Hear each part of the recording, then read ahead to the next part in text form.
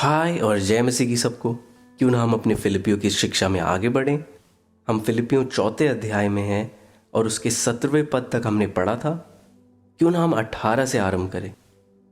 पिछले कुछ पदों में पौलुस कह रहा था कि कैसे इस लेने देने के विषय में फिलिपियों के लोगों ने उसकी सहायता की और किसी ने इसमें साझेदारी या सहायता नहीं की।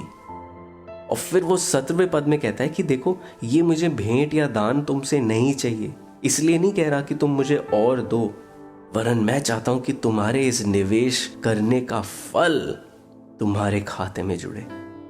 वो आशीष, वो कटनी को तुम प्राप्त करो। पौलुस ये चाहता है। आइए हम 18वें पद को देखें।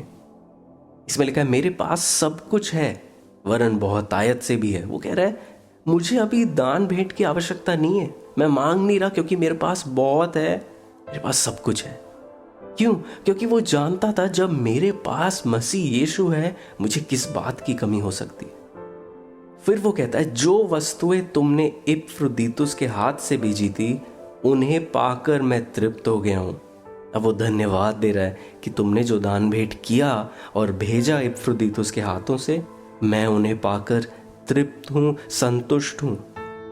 मेरे मन में ये नहीं कि इन्होंने ऐसा क्यों किया और करना चाहिए, नहीं, मैं धन्यवादी हूं, क्योंकि मैं हर दशा में रहना सीख चुका हूं। उसने पहले बोला, मैं तृप्त होना सीख चुका हूं, बढ़ने में घटने में, भूखा रहना तृप्त, सब कुछ मैंने सीख लिया है। अब ये विषय मुझे परेशान या बेचैन नहीं कर सकती, इसलिए मैं धन्यवादी हूं। अब वो कुछ बहुत ही अद्भुत कहता है, ये जो तुम्हारे दान भेंट हैं, वह तो सुखदायक सुगंध, ग्रहण करने योग्य बलिदान है जो परमेश्वर को भाता है। ये जो भेंट उन्होंने दिया, ये परमेश्वर के लिए सुगंध है जिससे परमेश्वर प्रसन्न है। और ये भेंट तो उन्होंने पौलुस को दिया, तो परमेश्वर का क्या फायदा हुआ? परमेश्वर का क्या लाभ हुआ? हाँ, उसके राज्य की बढ़ोतरी हो रही है, पर स्वयं उसको क्या फायदा हुआ? फायदा तो पौलुस को हुआ। अब ध्यान करने वाली बात, जो कुछ हम निवेश करते हैं, हम बोते हैं, उस दान और उस बलिदान करने से एक सुगंध उत्पन्न होती है जो पिता के नथनों तक पहुंचती है। दो बातें हो सकती हैं, या तो वो उस बलिदान से खुश हो सकता है, उस सुगंध को वो प्राप्त करेगा, या वो घृणा करता है। सबसे जरूरी है कि हम ध्यान दें, हमने किस मंशा से बोया है। हमारे हृदय में क्या चल रहा था जब हम दे रहे थे, हम बो रहे थे। क्योंकि परमेश्वर बाहरी विषयों को नहीं देखता, वो हृदय को देखता है।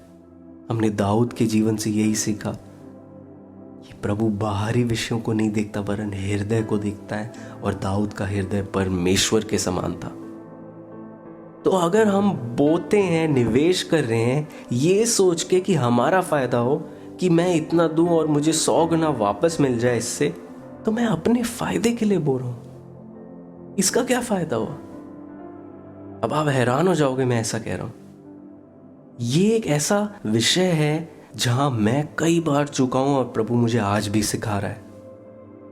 मरियम मगदलीनी ने जब उस महंगे इत्र को लिया और उस शीशी को फोड़ा और उसने वो इत्र लेकर प्रभु यीशु पर उंडेल दिया, उसको क्या फायदा हुआ?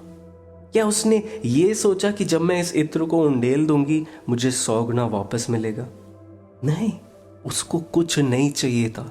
वो उसकी आराधना थी और उसने उस आराधना को अर्पित किया संपूर्ण हृदय से और मन से। कुछ अपने पास रखना छोड़ा, वरन उसने बस दिया। क्यों दिया? बस देने के लिए। किस लिए दिया? ताकि जिसको दिया वो आशीषित हो, उसको सांत्वना मिले।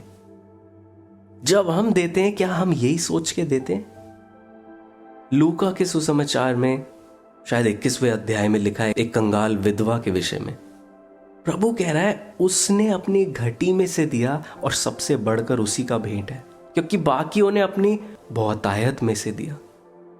उस विधवा ने क्या सोचा कि मैं इस भेंट को दूंगी और मेरा फायदा हो जाएगा, मेरा लाभ होगा? नहीं, उसने अपने पास कुछ नहीं रख छोड़ा, वरन उसने अपने हृदय से दिया। और किसको दिया? प्रभु को दिया। तो बात रकम की नहीं है मेरे प्रियो, कि मैं कितना ज्यादा दे रहा हूं या कितना कम। बात हृदय की है। मेरे हृदय में क्या है? क्या मैं अपने फायदे के लिए कर रहा हूं, या मैं जिसको दे रहा हूं उसी के फायदे के लिए कर रहा हूं? जब फिलिपी के लोगों ने पौलुस की सहायता की, उन्होंने पूरे हृदय और पूरे मन से उसकी सहायता की। उनको कुछ नहीं चाहिए था, उन्होंने कुछ आशा नहीं रखी, वरन अपने हृदय की शुद्धता से उन्होंने पौलुस की सहायता की, क्योंकि वो पहचानते थे पौलुस किसका सेवक है, किसका संतान है। वो पौलुस में मसीह यीशु को देखते थे, और ये उनकी तरफ से पौलुस के जीवन के लिए धन्यवाद की एक भेंट थी। ये उनका तरीका था थैंक यू बोलने का, कि प्रिय भाई पौलुस, हमारे आत्मिक अगुवे और पिता, हम आपके जीवन के लिए धन्यवादी हैं, और अपना धन्यवाद हम ऐसे प्रकट करना चाहते हैं। क्या हमें इस निवेश करने से कुछ चाहिए? नहीं, हमें कुछ नहीं चाहिए। क्यों? क्योंकि आपने हमें सिखाया कि प्रभु हमारी हर घटियों को, कमियों को पूरी करेगा। और जब हम ऐसा करते हैं, ये एक सुखदायक सुगंध, ग्रहण योग्य बलिदान ठहरता है परमेश्वर के आंखों में। और आगे वो कहता है, मेरा परमेश्वर भी अपने उस धन के अनुसार जो महिमा सहित मसीह यीशु में है, तुम्हारी हर एक घटी को पूरी करेगा। वाह! अगर परमेश्वर हमारा चरवा है, हमें किस बात की घटी हो सकती है? तो हम क्यों देते हैं? ताकि हम दूसरों के लिए आशीष का कारण बने, ताकि हम दूसरों को आशीष दें, ताकि हम धन्यवादी ठहरे दूसरों के जीवन के लिए, ताकि हम परमेश्वर को जब दे रहे हैं, हम अपना धन्यवाद प्रकट कर सकें। बस इसलिए नहीं कि हमें कुछ चाहिए उसमें से। अपने हृदय को जांचो, अपने मन को देखो। अगर ऐसा सोचते हैं हम, तो मत दो, उसे अपने पास रख लो। पर जब हम एक शुद्ध मन और हृदय से देते हैं, पौलुस कह रहा है कि हमारा परमेश्वर उस धन के अनुसार जो महिमा सहित मसीह यीशु में है, हमारी हर घटी को पूरी करेगा। और फिर 20 में कहता है, हमारे परमेश्वर और पिता की महिमा युगानुयुग होती रहे, आमीन। और इस पत्र को वो खत्म करता है 21, 22, 23 में। वो कहता है, हर एक पवित्र जन को जो मसीह यीशु में है नमस्कार कहो। जो भाई मेरे साथ हैं तुम्हें नमस्कार कहते हैं। सब पवित्र लोग, विशेष करके कैसर के घराने के जो हैं, तुमको नमस्कार करते हैं।